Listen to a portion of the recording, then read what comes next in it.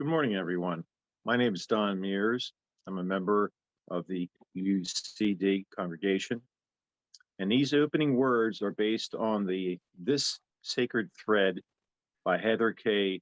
Januels. Today we celebrate a thin place in time. This time of Halloween, All Saints Day, All Souls Day, Samhain, Dia de los Muertos, and other similar festivals invite us to acknowledge death and the ways in which our ancestors are still with us, still influencing our lives. As we gather ourselves together for worship, listen to these words from Heather Januels called This Sacred Thread. They once dwelled among us, the people of memory. They who knew us, they who taught us, they who heard us, they who loved us. They touch our lives time and again through their presence and their absence. Through familiar scents and favorite songs, through old stories and renewed sorrow. As the earth turns and leaves fall, we reach back to renew the bonds between us. With hearts and hands open, we hold on to love ever stronger than death. We reach back in gratitude and understanding. Without our time together, the pain and the joy, we would never be who we are today. We would have little to pass on ourselves. without fear, with thanksgiving, and with hope for all that awaits. We remember those who have gone before. We honor the circle of life and death and our place within this sacred thread. Let us gather ourselves and all the saints as we worship together. Our gathering music for today is The Veil is Thin at Samhain by Flora Ware.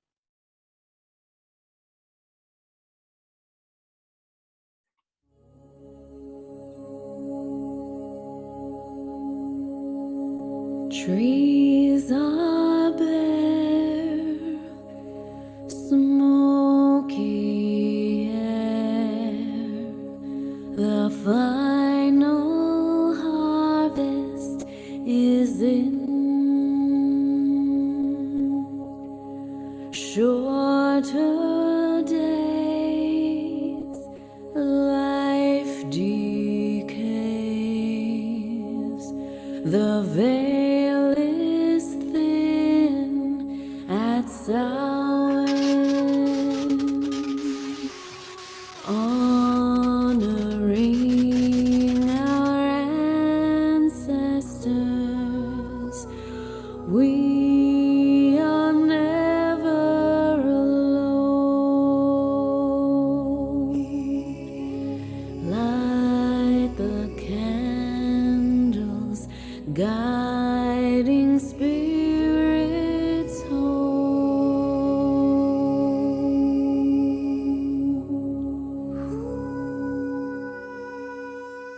Trees are bare, smoky air, the final harvest is in. Shorter days, life decays, the veil is thin at Samhain, honoring our ancestors. We are never alone. Light the candles, guiding spirits home.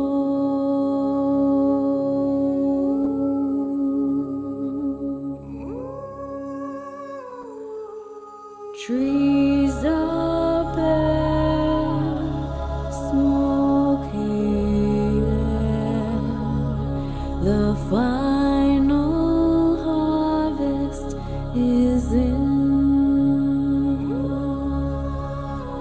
shorter days, life decays, the veil is thin at Samhain,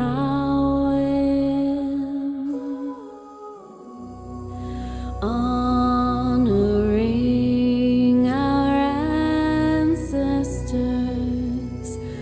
We are never alone. Light the candles, guiding spirits home.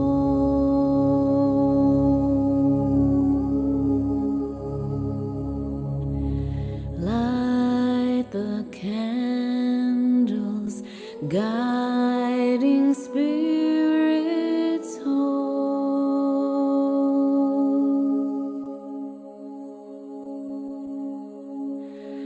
Light the candles, guiding spirits home.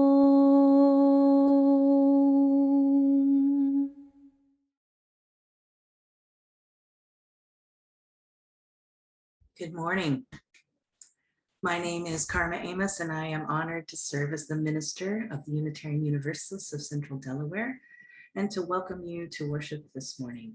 We are so glad that you are here and hope that you'll find ample room in this community for your spirit. We continue to be grateful for the technology that allows us to worship together online and to continue building authentic community in other ways. Thank you in advance for your patience and grace with us as we experience any delays or glitches that might occur today. In addition to our worship each Sunday at 10, we meet on Tuesday evenings at 7 p.m. for a more informal time of check-in and sharing. Please consider joining us for that gathering. It's a wonderful way to get to know people at a deeper level.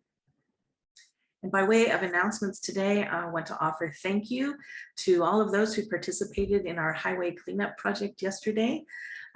Thank you for the work that you did. I want to let you know that there is a worship committee meeting tomorrow at 5 p.m. If that is something that you are interested in, you can contact Molly for more information.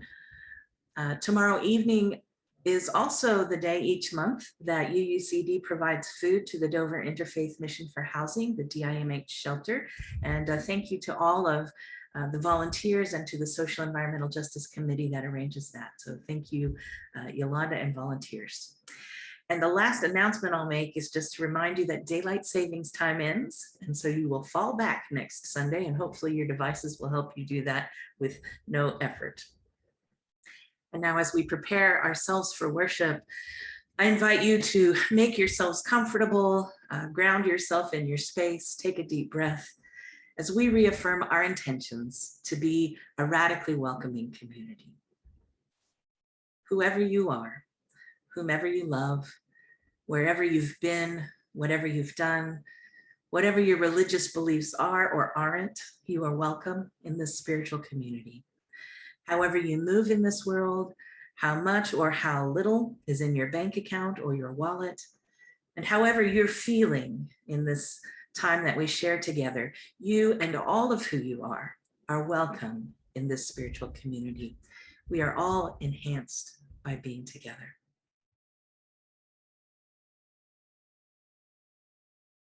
Our chalice lighting for this morning comes from Florence Caplow.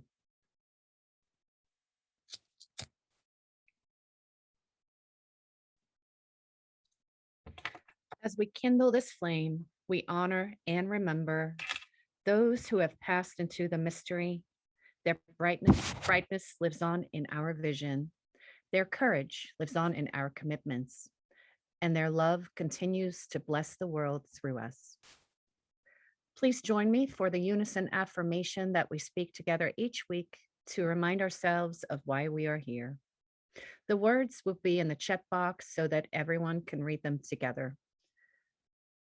Love is the spirit of this church, and service its law.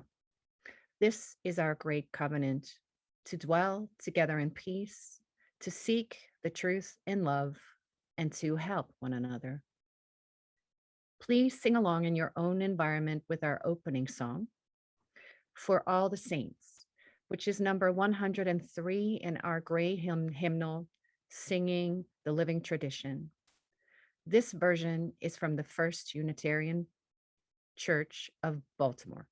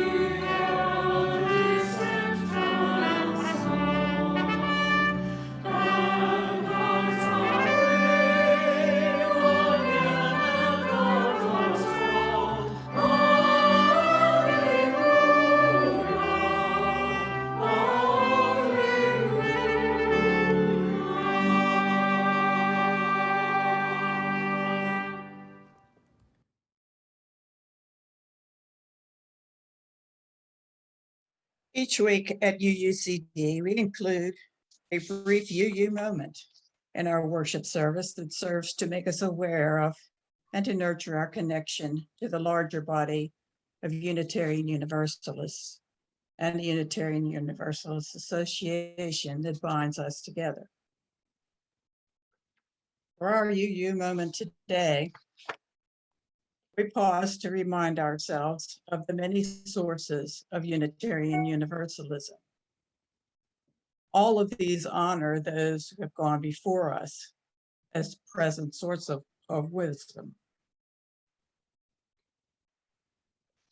Direct experience of the transcending mystery and wonder affirmed in all cultures, which moves us to a renewal of the spirit and an openness to the forces which create and uphold life. Words and deeds of prophetic people which challenge us to confront powers and structures of evil with justice, compassion, and the transforming power of love. Wisdom from the world's religions, which inspires us in our ethical and spiritual life. Jewish and Christian teaching,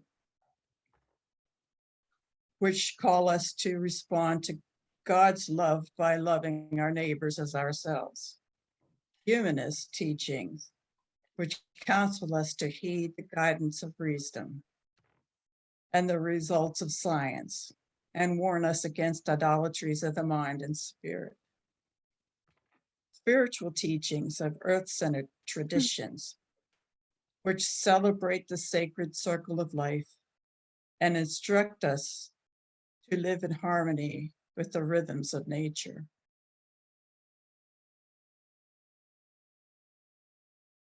It is now time of joys and concerns when we offer one another the opportunity to share very briefly what is most on our hearts right now, life's celebrations and concerns. As you do so, we invite you to light a candle in your own space. Through the action of sharing and kindling a flame, we give energy to our best thoughts, meditations, sympathies, celebrations, and prayers. We hold these as sacred in our collective hearts. We would also like to invite anyone new to our community to introduce yourselves if you would like. We welcome you warmly and would be pleased to light a candle in honor of your connection with us and whatever joys and concerns you carry in your hearts. At this time, we invite you to change your view to gallery view in the upper right-hand corner of your screen so that you can see everyone who is here. As you feel led, please unmute your microphone and share your joy, concern, and light your candle if you have one. You can watch the mute signals on the lower left of each person's video stream to see if anyone else is on mute. It's best if we share one at a time. Please mute your mic after you've shared.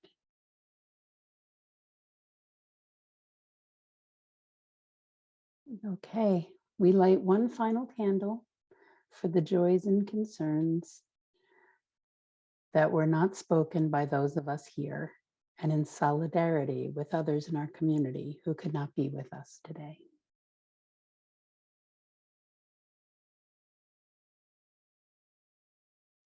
As Unitarian Universalists, a central part of our worship, when we're in person and online, is the opportunity we all have to practice the art of generosity and the spiritual practice of gratitude. Our gifts to our congregations are what allow our communities to live into our calling and mission. We are grateful to you for the many ways you support our community, including your financial pledges and offerings. Your gifts matter. It's one of the ways that you make this world a better place. And we thank you for your passion and generosity. For those who are making pledges or who want to contribute to UUCD, please visit www.uucd.org. Click on Support UUCD for more information about how to donate online. Our offertory music today is You Walk With Me by David Yazbek. The performers are Laura Osnes and Santino Fontana. Please enjoy.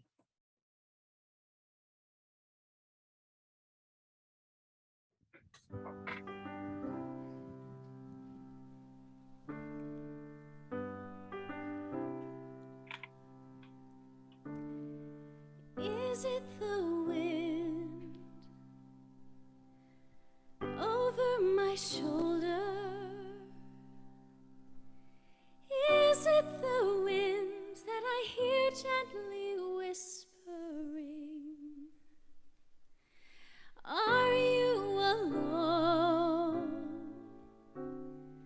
there in the valley? No, not alone, for you walk with me.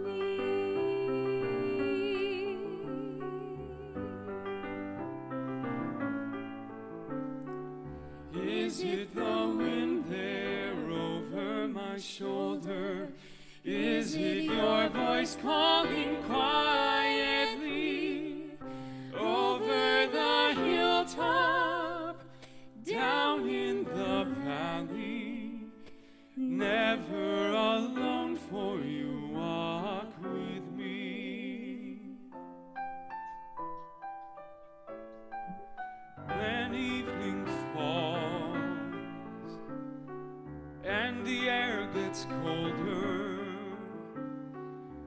when shadows cover the road I am following, will I be alone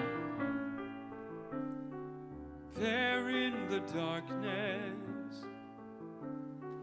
No, not alone, not alone, and I'll never be. Never alone.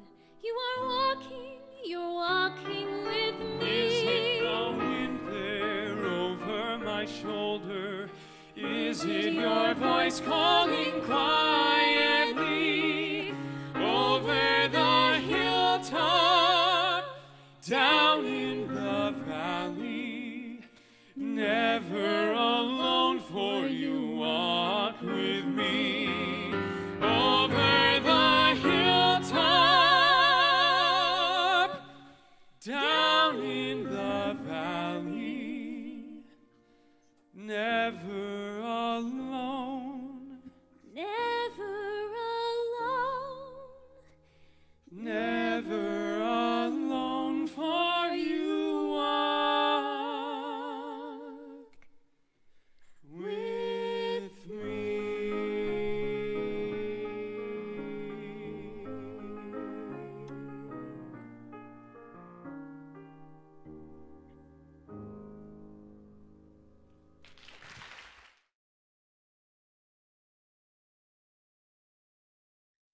As we enter a time of centering and meditation, we invite you to settle into your body, assume a position that is comfortable for you, and close your eyes if you wish.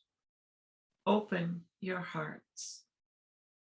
The following words are adapted from Susan Brown, who invites us to imagine intentionally welcoming all the saints.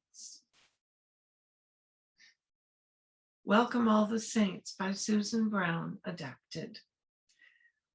Welcome all you saints. Yes, you are saints. All of you are saints. For it is not by perfection that we are sainted. Rather, it is by our actions.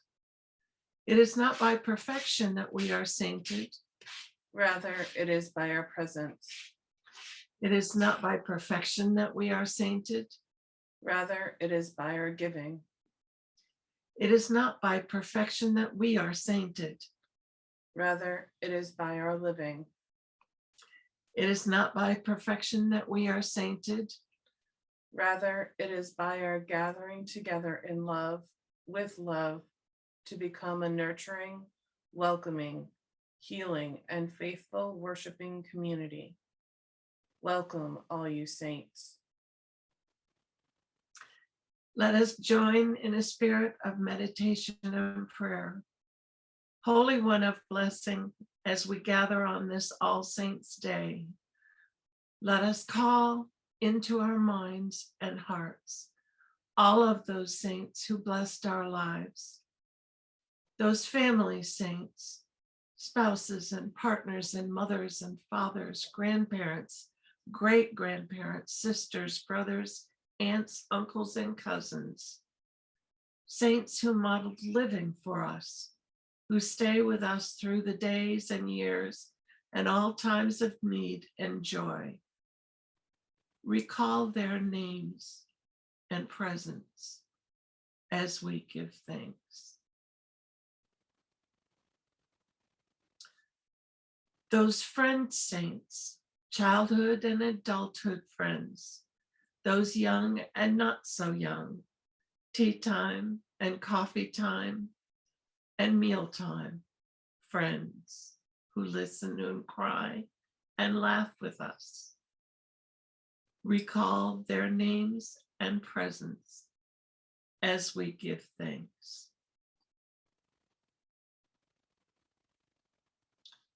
Those work saints, friends, co-workers, bosses and employees, and fellow travelers, those mentors and teachers who are with us when goals are hard to name and when trying to work with dignity and integrity seems very hard to do.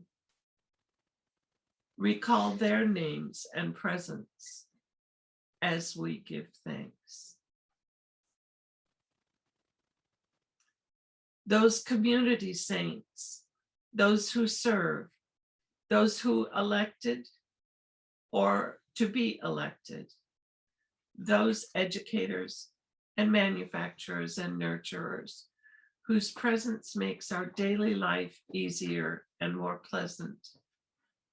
And for those who toil and strive to bring a vision of justice and equality and peace to our world. Recall their names and presence as we give thanks. Those unnamed, unknown saints who overcome obstacles and teach us how to overcome obstacles. Those whose presence reminds us that we are called to do more than we ever thought possible. Those who bear burdens and let us assist them in the bearing of those burdens. Those who give willingly and unselfishly. Those who demonstrate strength, courage, and wisdom in the face of pain and tragedy. Recall their names and presence as we give thanks. Today we are called to recognize all saints. Therefore, let us learn to recognize the sainthood in all others and the sainthood in ourselves. Blessed be.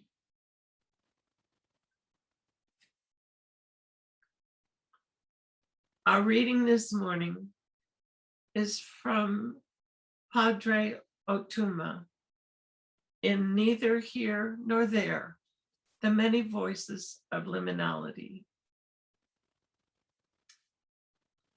I've heard some people describe liminality in the language of Celtic spirituality, a thin place, a narrow place, a place where the living and the dead commune, where heaven and earth all regard each other. Hell too, I hope. Otherwise, what's the point? Narrow in Irish is cow, meaning narrow, slender, subtle, or tenuous. In Irish, to speak of the narrowness of the hand means the wrist, or the narrowness of the leg, the ankle. It is a place of mobility or action, a place easily twisted, and when twisted, it hurts. Lots of us live in this narrow place, easily open to twisting. Our past and our future each have a hold of us in the present. And we wonder how long we shall manage. How do any of us survive this fragile place?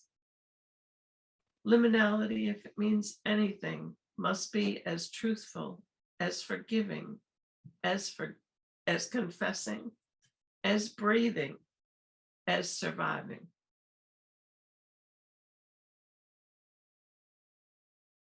Today begins a few days of assorted holiday celebrations, which are sort of woven together by a common thread that honors ancestors, including our saints or the saintly qualities of those that we've loved and lost. A thread that recognizes the ongoing connection that we have with those people, and that calls us to a time of recollection and reflection, as well as a harvest, both literal and figurative, of the bounties that sustain human life and relationship. Today is Halloween. Happy Halloween to you all. Today is also the first day of Samhain. Blessed Samhain. Tomorrow is All Saints' Day and the beginning of Dia de los Muertos, the Day of the Dead. Tuesday is All Souls' Day and the conclusion of some of these other multi-day celebrations. And there are still more similar ancient and current traditions that take place during these 3 holy days of the year, which all lumped together are often in religious or churchy language called All Hallowtide. For so many people in the world and throughout history, this is a special time of year. And today I want to reflect for just a bit on the reasons why with a particular focus on honoring our saints. In the Celtic tradition, as you heard from the reading in Padre Otuma, and the Celtic tradition is also the foundation of Samhain, there is this concept of thin places, which is no doubt familiar to most of you. A thin place occurs when the veil between this world and the next becomes thin or permeable or translucent. A thin place is often literally a place like Stonehenge or some other geographical site that has been considered an especially sacred location. But a thin place can also be a time, a particular moment of the year when we are transported a little bit closer to the mysteries. Whether it's a place or a time that arrives by calendar or consciousness, a thin place occurs when the chasm that separates things is bridged. The physical from the spiritual, the past from the present, and the living from the dead. At thin places, the distinctions between those things disappear or become less relevant. In a thin place, there is a brief meeting, an opportunity to catch glimpses of something divine or to have an experience of the world that transcends our normal perceptions. Thin places sometimes compel us to move beyond our normal senses, right? And often our rationality. We may not see or hear clearly, but somehow we know beyond a head kind of knowing that the mysteries are real, that there's more, much more to life and death and the world than we can or will ever be able to explain. And for centuries, for millennia really, this season of All Hallowtide has been a thin place that is honored with work in reaping the final harvest, honored with celebrations that are sometimes delightfully playful and extravagant. We were laughing about some of the costumes that were seen this weekend and in the past week, just a little bit earlier. And it's honored also with rituals that help us make meaning or sense of this personal and ancestral experience of life in all of its complexities. It is perhaps in the festival of Dia de los Muertos that I see the most convergence or overlap between some of the various rituals and traditions that are associated with this time. I love the way that the Mexican holiday not only allows, but encourages people to remember the dead and honor the saints. My friends from Mexico who celebrate always get so excited to decorate their homes, to set up their ofrendas or the makeshift altars they make that pay tribute to their own families and ancestors. They carefully place the photos, the trinkets that were especially meaningful to them, and the favorite foods and drinks that their loved ones enjoyed, along with bright colors and sugar skulls and other sweet representations of the gifts that they were to one another, that their relationships were. And then, you know, in this day and age, after they've done all that, they also take pictures and post them online. And so it's wonderful to celebrate with them vicariously. Many of their family traditions, when they gather together, also include little skits or elaborate plays or talent shows when the children and sometimes the adults perform entertainment for the departed who are acknowledged as present for this time. And for some, their personal celebrations are combined with religious observances for All Saints' Day to name and honor and remember the saints and the martyrs, those people whose faith remains an inspiration and an encouragement to them, those who remind them to take heart and have courage and remain steadfast to their own values. I guess I provide all of that as a background and context for a reflection about what it might mean for us during this time to honor our saints. But first, let's ask the question, what is a saint anyway? Most religious traditions have some concept of a saint, though they may note different characteristics and traits and certainly call them by different names. But in most, it refers to a person who's worthy of some honor, whose life is in some way exemplary or laudable. It may refer to someone that others thought had some extraordinary power or a more than human attribute, a healer, a miracle worker, a person with particularly poignant wisdom, sometimes a person of great humility who sacrificed their own comforts for other people or to take a stand for what they believed in. In some so-called organized religions, there is an elaborate system for determining exactly who a saint is and for keeping track of them. Of course, the Catholic Church may be the best and most well-known example.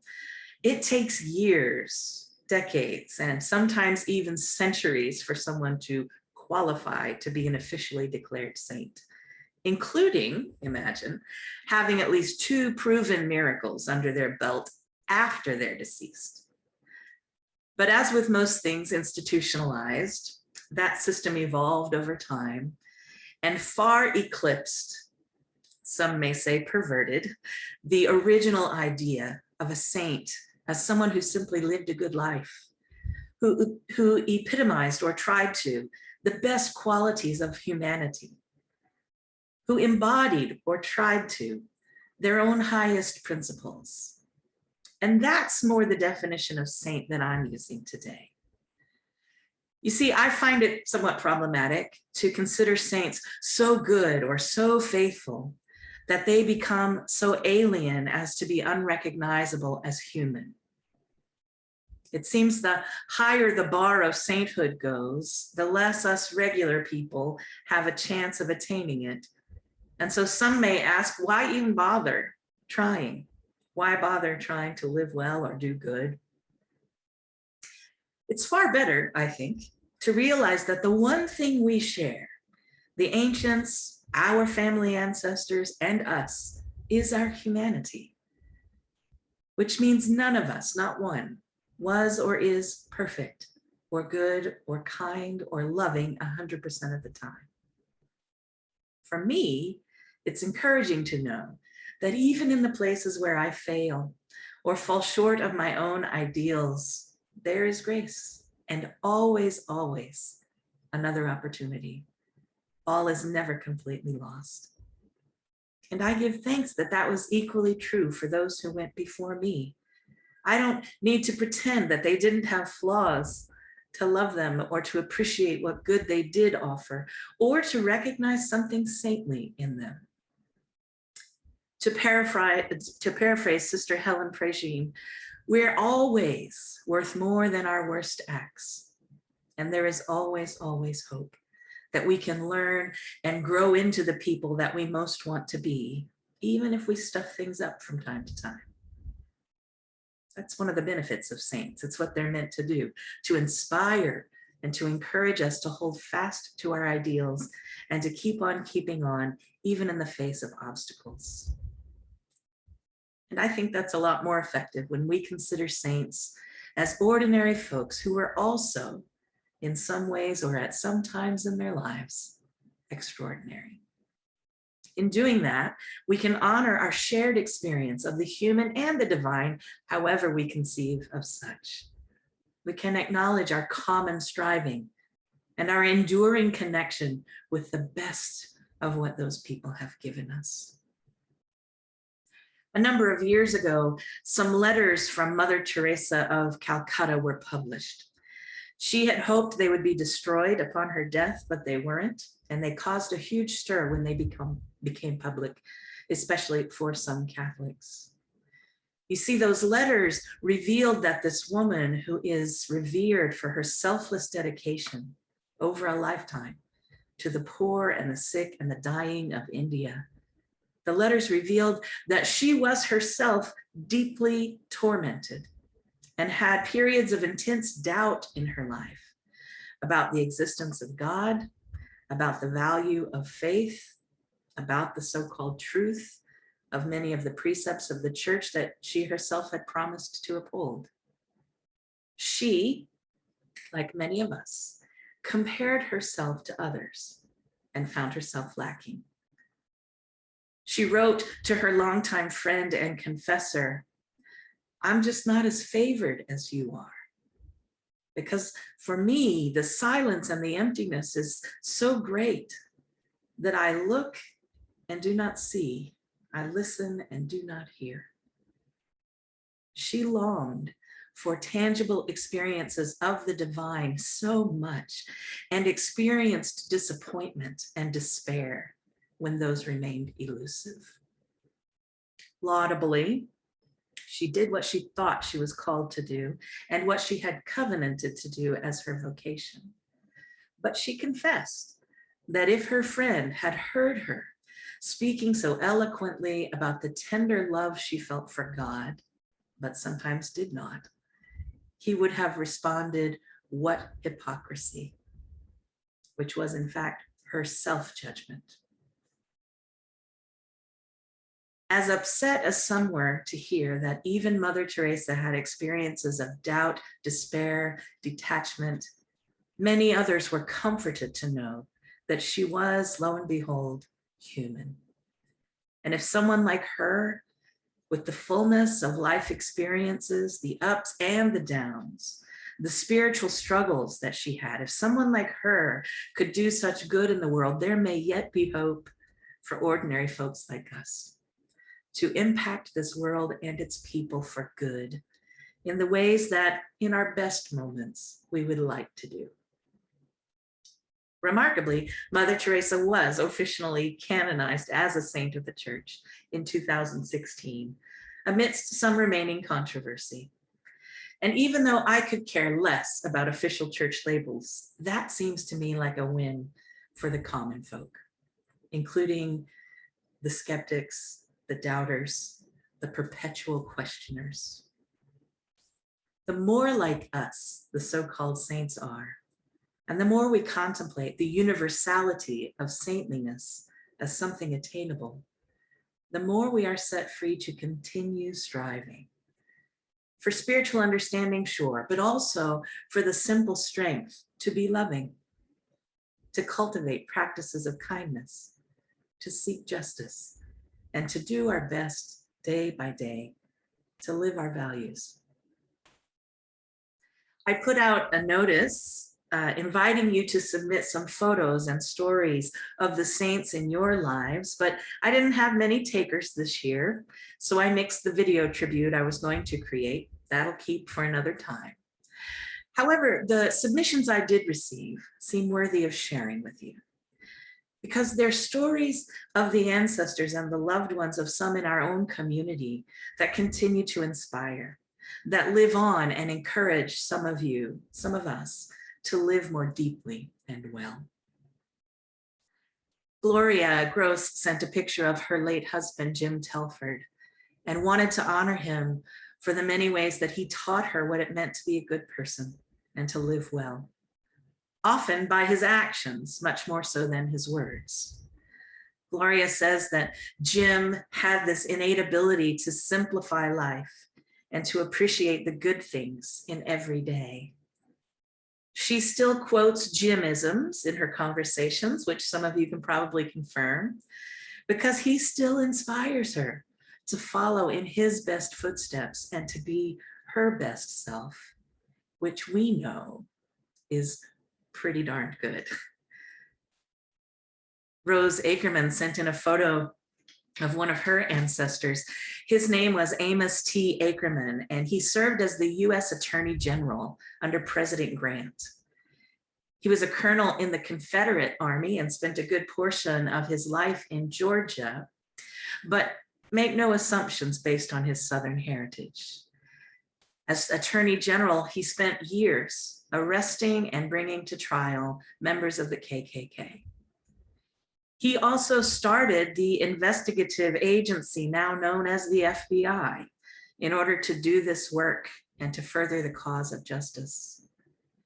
Rose is encouraged by the legacy that he leaves in her family and the ways in which his own striving for goodness and justice shaped our society in ways that benefit many of us, even if we never knew his name. And Susan Boyce sent in a tribute to her maternal grandmother, Esther Reed Lacato, who was the unsung hero of her family. Susan says that she quietly provided unconditional love and acceptance when it was in short supply. And I think we all know what a gift, what a sacred gift that can be. During this time of All Hallowtide, people all over the world are carrying on the traditions of those who throughout history have taken time to recall and nurture the connection with our loved ones and our ancestors, to honor those saints who, though imperfect, still show us how to live. And I want to encourage us, all of us, in some way to participate in that celebration.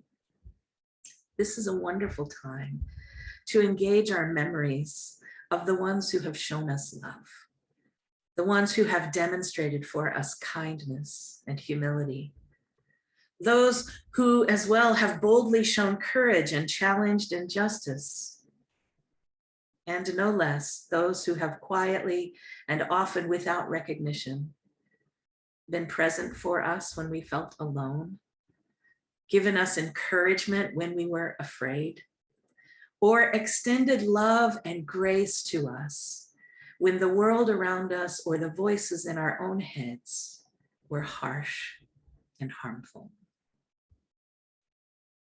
The thin places where we meet those people, the moments when we recognize that they are not altogether gone, but occupy a residence in our hearts and a legacy in our own living. Those are holy places. So I want to suggest that you take some time in the next few days. Light a candle, sit with a photo, pick up a memento, put on an inherited shirt, prepare a special recipe, spray a bit of that old perfume or cologne, listen to or sing a beloved song or lullaby. Tell a favorite joke. Visit a special place. Do something that bridges the chasm and brings those saints and loved ones close. And remember the best stories, the ones that made you feel loved. Tell those stories to someone else. Share the wealth a little bit. And perhaps most importantly, receive that love again. It's still real. Honor the saints by your acknowledgments, express your thanks, and maybe even commit again to carry on the best of what they've given you in your own work, in your relationships, and in your practices. This is a time of celebration for all the saints, including you. May it be so. Blessed be. Ashe and Amen.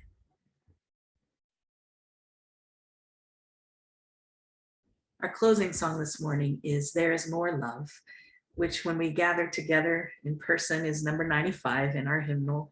And this version is led by the First Unitarian Brooklyn Choir.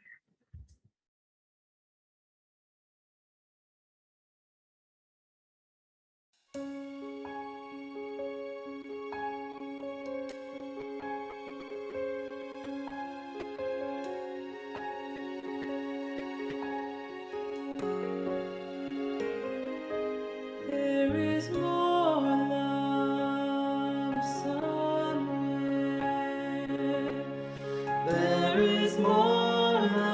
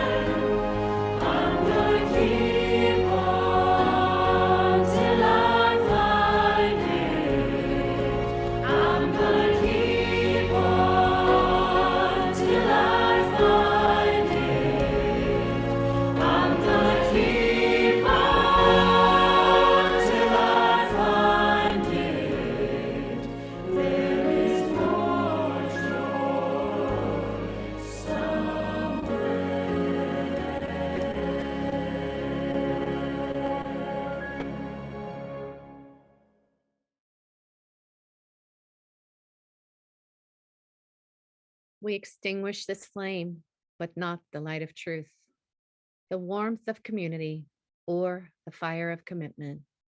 These we carry in our hearts until we are together again.